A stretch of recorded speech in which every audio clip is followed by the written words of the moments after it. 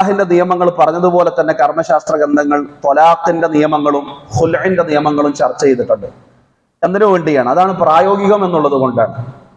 കാരണം നമ്മൾ യാത്ര ചെയ്യുമ്പോൾ ചിലപ്പോൾ ബസ് മാറി കയറാറുണ്ട്.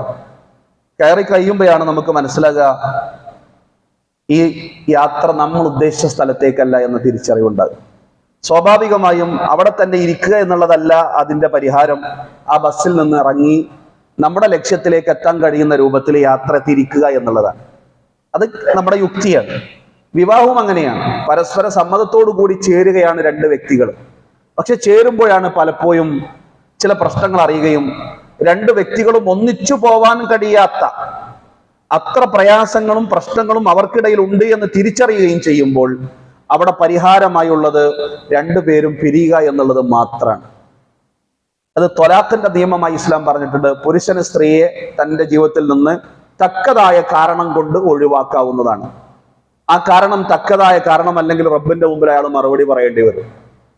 അതേപോലെ ഒരു സ്ത്രീക്കും അവകാശമുണ്ട് തന്റെ ഭർത്താവ് യോഗ്യനല്ല എന്ന് തിരിച്ചറിയുന്ന ഘട്ടത്തിൽ ന്യായമായും അയാളിൽ നിന്ന് വേർപിരിയാനുള്ള അവകാശം സ്ത്രീക്കും നൽകുന്നുണ്ട്.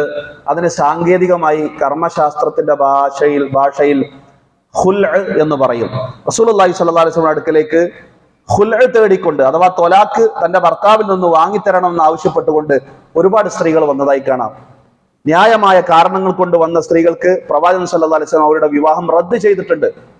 ഒരു സ്ത്രീ വന്നു, പ്രവാചകരെ, എന്റെ പിതാവ് എന്റെ അനുവാദമില്ലാതെയാണ് എന്നെ വിവാഹം കഴിപ്പിച്ചത്.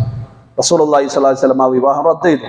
അത് ഈ വിവാഹത്തിന്റെ ഏറ്റവും പ്രധാനപ്പെട്ട ഘടകമാണ്. പരസ്പരം സമ്മതമുണ്ടാവണം.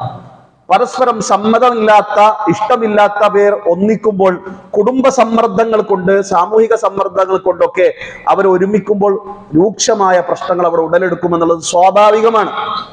അതുകൊണ്ട് പരസ്പരം ഒന്നിച്ചു ജീവിക്കാൻ ആഗ്രഹിക്കാത്തവരെ ബലം കൂട്ടി ഒന്നിപ്പിക്കുക എന്നുള്ളതിനെ ഇസ്ലാം എതിർക്കുന്നു. റസൂലുള്ളാഹി സ്വല്ലല്ലാഹു അലൈഹി വസല്ലം ആ വിവാഹത്തെ റദ്ദ് ചെയ്തു എന്നുള്ളതാണ് കാണാൻ സാധിക്കുന്നത്.